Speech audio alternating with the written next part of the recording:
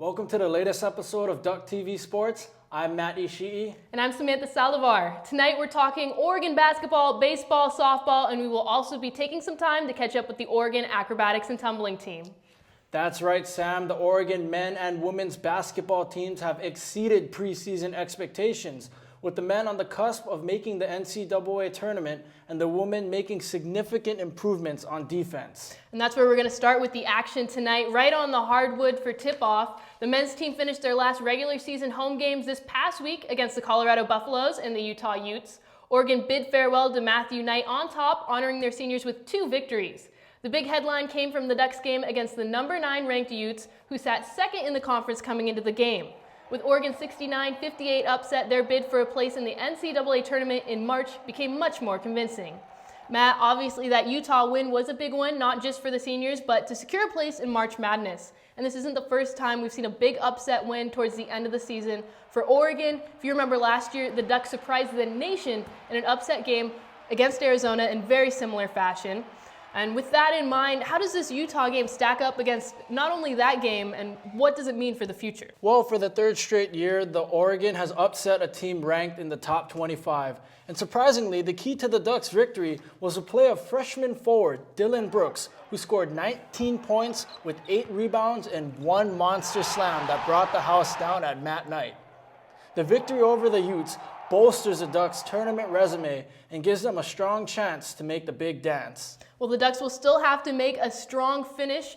The 3 games left will have them on the road visiting the California schools and then closing the regular season in Corvallis for the Civil War. The Ducks have yet to play Stanford, who sit just below them in conference standings, and the last time they played Oregon State, they had a big win, 71-59. Oregon can't breathe easy yet, but with that upset win, they're in a strong place for the postseason. Switching over to the women's side, the Ducks fell to Utah in a heartbreaking 66-64 loss. Oregon's Lexi Peterson hit a 3 to tie the game with 18 seconds left, but with 2 ticks on the clock, Utah's Danielle Rodriguez scored to seal the Utes' victory. Oregon also suffered a tough loss to Colorado, 69-84 this past Sunday, and with only 2 games left and a 12-15 record, the Ducks will not be able to finish the year above 500. And although the Ducks will not finish with a winning season, the future is still bright. With 4 out of 5 starters returning, head coach Kelly Graves has a solid core of players to work with. So Sam, as the team continues to adjust to Graves' coaching style, how do you like their chances of winning 20 games next season or finishing above 500? Well, Matt, my bold prediction is that the team will finish above 500 next year. This year, they're only losing 4 seniors, the most influential of whom is Caitlin Loper. But that means Jillian Eileen, arguably one of the greatest players to ever come through the program, will be back with a strong supporting crew that includes Drea Toller and Lexi Brando. Star recruit Odie Gilden will also be on this roster, so the Ducks will have the firepower to compete in the top half of the Pac-12 next season. Well, with just 2 more games left in the season, the women's basketball team hopes to rally down the stretch. Hey Cassidy, how do things look? Well, it's going to be a rainy weekend here in Eugene, but the majority of the teams will be headed to a sunnier place. On Friday, it looks to be a real scorcher as the reigning Pac-12 softball champs match up against St. John's University at 9 and the University of Florida at 11:30 for the first 2 games of the San Diego Classic. The men's baseball team will be close by in Goleta, California, playing the UC Santa Barbara Gauchos at 2. The Ducks will be chasing the victory at 2 on Saturday for their 2nd game of the series. The fire warning will be higher than usual in San Diego, as Sheridan Hawkins will be pitching pure heat against San Diego State at 7. On Sunday, the men's basketball team is looking to cook up a storm in the Bay Area at 4 against the Stanford Cardinal with their young team. The women's basketball team will also be playing the Stanford Cardinal on Sunday for their last homestand of the season at 1 p.m. And make sure to bring an umbrella because Lexi Bando will be raining 3s. The Ducks acro team will tumble their way to Hampton, Connecticut to face Quinnipiac University at 9 a.m. this upcoming Sunday. And there's a short stop between the 2nd and 3rd game for the softball team. They play their last game of the San Diego Classic against Grand Canyon University at 2. The Ducks should end the San Diego Classic on a grand note. The men's baseball team looks to sweep the Gauchos on Sunday at 12, but there's no base like home, so expect clear skies on Sunday as the Ducks fly back home to Eugene. Back to you guys at the desk.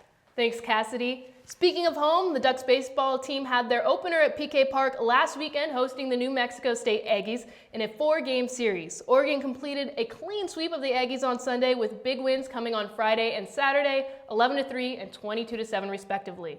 This series was the first up-close look for fans and students alike with the team in Eugene. Matt, what stood out to you with this matchup as a whole? The thing that stood out the most for me has been the Ducks' offensive firepower. For their first homestand, Oregon has scored a total of 42 runs, and last year's top hitter, Mitchell Tolman, is off to another solid start, batting .300 through the first 6 games. Another big part of that offensive production, Matt, is definitely the addition of transfers Brandon Cuddy, Phil Craig St. Louis, and Matt Uristay. Against New Mexico State, Cuddy drew 7 walks while Matt Uristay contributed 7 RBIs, including the go-ahead run in the Thursday game to open the series. In Hawaii, these guys combined to go 8 for 17 with 2 home runs, 8 RBIs, 7 runs scored, and 5 extra base hits. Moving ahead, you can expect this trio to round out the lineup with consistency, supplementing Oregon's other big hitters. Well, the baseball team is not the only team tearing it up on the diamond. The Oregon softball team already has 15 games under their belt for pre-conference play. The Ducks flew down south for the Baylor Invitational in Waco, Texas this past week and came away victorious. The Ducks were a force to be reckoned with down south with a big win over a 12-2 Baylor team. However, the team did snap their 14-game win streak, losing 2-1 against Baylor in their final matchup on Saturday. But in a weird series of events, the Ducks were still able to clinch the Baylor Invitational title. As we wrap up the episode, be sure to follow us on Twitter for all coverage of Duck Athletics at Duck TV Sports, and go to our new website for game coverage, articles, and much more. To close tonight's episode, we will be taking a moment to celebrate the life of freshman Lauren Jones of the acrobatics and tumbling team. For Matt Ishii, I'm Samantha Saldivar. We send it to Cale Newton with more on the story. Athletics have long been used to cope with tragedy, expressing anguish through physical performance. The University of Oregon acrobatics and tumbling team suffered one such tragedy last Tuesday, when freshman Lauren Jones unexpectedly passed away. Jones was mutually admired by coaches and players alike. Her kind, selfless, and seemingly always cheerful demeanor served as an inspiration to her peers. Lauren was just simply a great person, and she's just so strong in her faith, and every day she just lived life to the fullest. And she was truly my idol just because she, did everything she could for other people, so caring, so loving, and she's just the type of person that I want to be. The response from the fans was an outpouring of support in the form of a record-breaking crowd at the meet against Concordia of Wisconsin on Saturday. The response from the team was to honor Jones' memory through their performance. The Ducks won handily, ending their team routine with a tribute to their fallen teammate and friend.